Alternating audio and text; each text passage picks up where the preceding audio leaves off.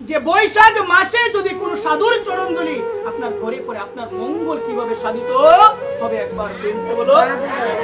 এক সময় আমরা দেখতে পেয়েছিলাম আগো হনুমানের মায়ের নাম কি গো মা? হনুমানের মায়ের নাম কি?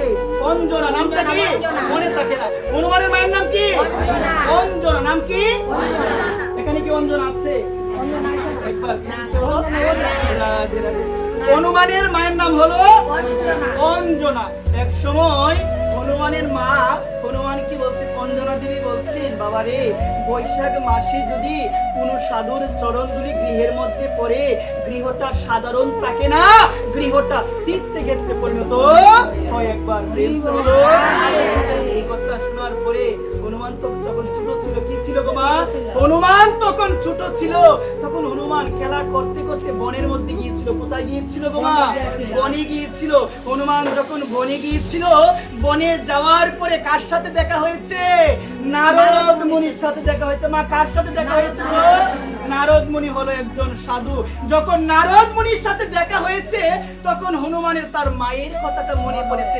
আমার মা বলেছিল বৈশাখ মাসে যদি কোনো সাধুর চরণ ধুলি গৃহের মধ্যে পড়ে এই গৃহটা কোনো সাধারণ গৃহ থাকে না, ওই গৃহটা একটা তীর্থক্ষেত্রে পরিণত হয়। একবার এখন হনুমান চিন্তা করলো, আমি যদি নারদ মুনিকে কোনোভাবে আমার গৃহে আমি নিয়ে যেতে পারি তাহলে মায়ের ভক্তিটা আমি পালন করতে পারবো। একবার রাধে রাধে। তখন কি করলো হনুমান?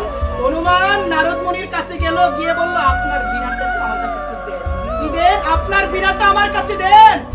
আর নারদ মুনি তার বীণা দিয়ে সবসময় কার নাম করে?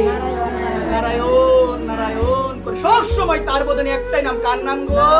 নারায়ণ নারায়ণ। আজকে হনুমান কি বললো? আপনার বীণাটা একটু আমার কাছে দেন। ওই কথা যখন বললো তখন নারদ মুনি তার বীণা কার কাছে দিল গো? কার কাছে দিল? হনুমানের কাছে দিল। যখনই তার বীণা হনুমানের কাছে দিল, হনুমান সেই বীণা নিয়ে দৌড়াতে লেগেছে। দৌড়াতে দৌড়াতে কোথায় আসলো? কোথায়? বাড়িতে আসলো। হনুমানের নিজ আঙ্গিনায় আসলো। আর পিছনে পিছনে বীণার জন্য কে আসলো? নারদ মুনি আসলো। নারদ মুনি পিছনে পিছনে আসতে আসতে কার গৃহে প্রবেশ করেছে? কার গৃহে গো? হনুমানের গৃহের মধ্যে। আর হনুমানের গৃহের মধ্যে যতগুলো রুম ছিল সমস্ত কক্ষের মধ্যে কাকে প্রবেশ করিয়েছে গো? নারদ মুনিকে। মানে এত দৌড়াচ্ছে আর ধরতে পারে না। কিন্তু আসল কথা হলো মা বলেছিল বৈশাখ মাসে যদি কোনো গৃহের মধ্যে বৈষ্ণবের চরণধুলি পড়ে, কোন সাধুর চরণধুলি পড়ে, তাহলে সেই ঘর পবিত্র হয়ে যায়। একবার এই কারণে আজকে হনুমান শুধু তার গৃহের মধ্যে নারদ মুনিকে আনে নাই, গৃহের সমস্ত কক্ষের মধ্যে কাকে প্রবেশ করিয়েছে গো? কাকে?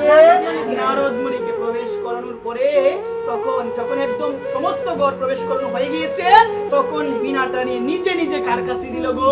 নারদ মুনির কাছে দিল। তখন নারদ মুনি বলল, এতক্ষণ তোমার পিছনে আমি দৌড়ালাম, তুমি তো আমাকে দিলে না, এখন তুমি কেন নিজে জেনে শুনে বীণা আমাকে দিচ্ছ? একবার প্রেম। তখন সমস্ত ঘটনা খুলে বলল নারদ মুনিকে। বলছেন, আমার মা আজকে বলেছিল বৈশাখ মাসে যদি কোনো সাধুর চরণ ধুলি কোথায় পড়ে? গৃহের মধ্যে পড়ে, এই গৃহটা পবিত্র হয়ে যায়। এই কারণে মায়ের কথাটা শোনার পর আমার চিন্তা হলো আপনার মতো সাধু তো আমি আর কোথাও পাবো না। এই কারণে আমি আপনাকে বলেছি আপনার বীণাটা আমার কাছে দেওয়ার জন্য, কারণ আপনার বীণা নিয়ে যদি আমি আসতে পারি আপনি তো অটোমেটিক আমার পিছনে আসবেন। একবার এই কারণে আমি আপনার বীণা নিয়ে আমার কক্ষের মধ্যে, আমি সমস্ত কক্ষের মধ্যে আমি প্রবেশ করেছি, আপনিও আমার সাথে সাথে কক্ষে প্রবেশ করেছেন। আজকে আমাদের এই যে আঙ্গিনা হয়ে গেল একদম পবিত্র তীর্থক্ষেত্র। একবার এই কারণে মা বৈশাখ মাসে যদি কোনো সাধুর চরণ ধুলি, কোনো বৈষ্ণবের চরণ ধুলি আপনার আঙ্গিনায় পড়ে, আপনার মহাভাগ্য বলো। এই কারণে